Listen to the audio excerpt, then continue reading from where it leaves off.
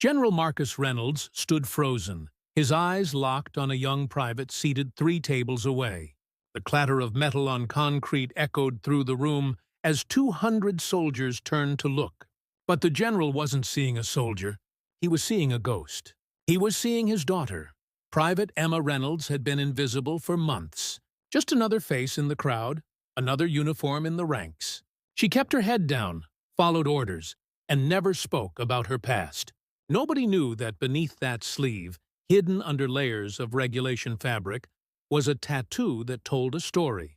A story of betrayal, a story of survival. And today, in the sweltering heat of a military base in the Middle East, she'd rolled up her sleeves just like everyone else. But this wasn't just any tattoo.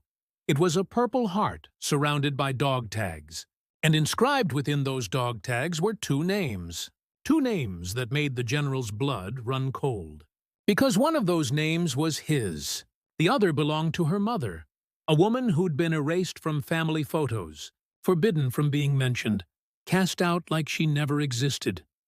You see, 8 years ago, Emma's mother died serving her country. She was a medic who ran into enemy fire to save 3 wounded soldiers. She never made it back.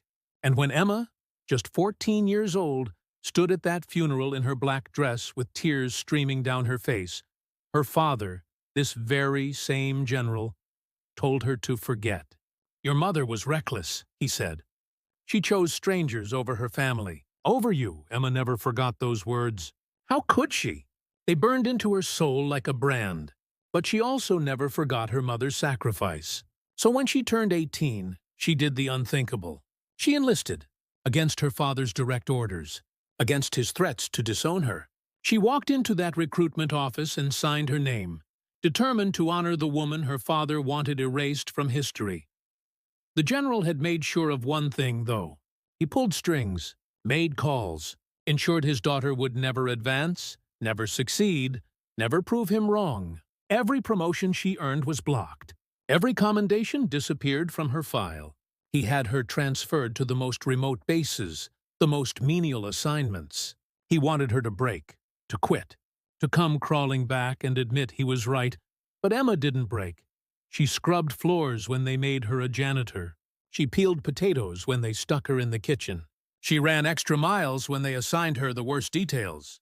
And through it all, she wore that tattoo like armor, hidden beneath her sleeve, pressed against her skin, reminding her why she was there. Not for him, for her mother.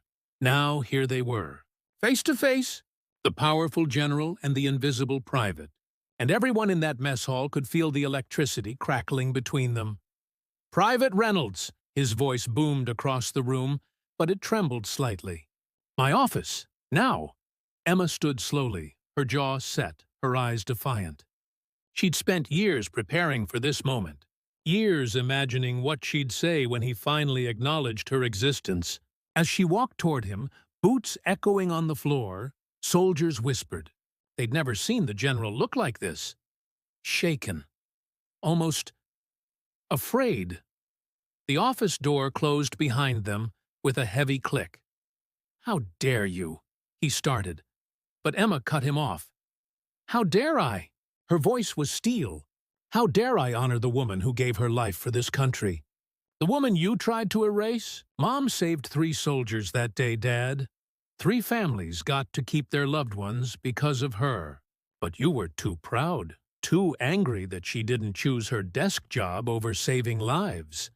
The general's face reddened. "She abandoned you. She chose death over watching you grow up." "She chose duty." Emma's voice cracked, but held strong. "The same duty you preach about every single day. The same duty you claim to live by. But when it was her, when it was Mom, suddenly duty was worthless. Suddenly, sacrifice meant nothing." Silence filled the room like smoke. "I know what you did," Emma continued, pulling out a folder from her uniform. "I know you blocked my promotions, sabotaged my career. I have copies of every email, every call, every string you pulled. And I'm done being invisible." The general's eyes widened. "You have no proof of—" "I have everything, including testimony from Colonel Henderson, who's apparently been documenting your abuse of power for 2 years now. Turns out, I'm not the only soldier whose career you've destroyed for personal reasons. The general sank into his chair. Here's what's going to happen, Emma said, her voice steady as a heartbeat. You're going to approve my transfer to the combat medic program. You're going to restore every commendation you erased.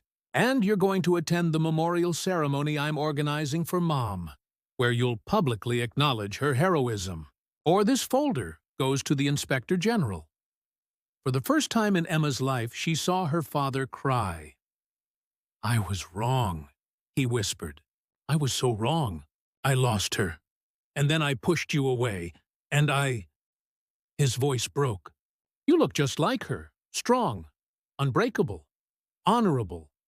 Emma's hand trembled slightly as she placed a photograph on his desk. Her mother in uniform, smiling, full of life. I'm not doing this for you. I'm doing this for every soldier whose parents served, whose sacrifice was forgotten. Mom deserves better. They all do.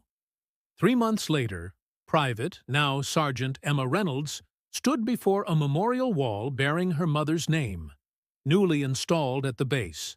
Behind her, a general saluted. Not just any general, her father, finally seeing her, finally seeing them both. Sometimes justice doesn't roar. Sometimes it whispers through rolled-up sleeves, hidden tattoos, and the unbreakable will of those who refuse to be erased. The tray that hit the floor that day? It shattered a silence that had lasted 8 years, and in its place rose a truth that no rank, no power could ever suppress again.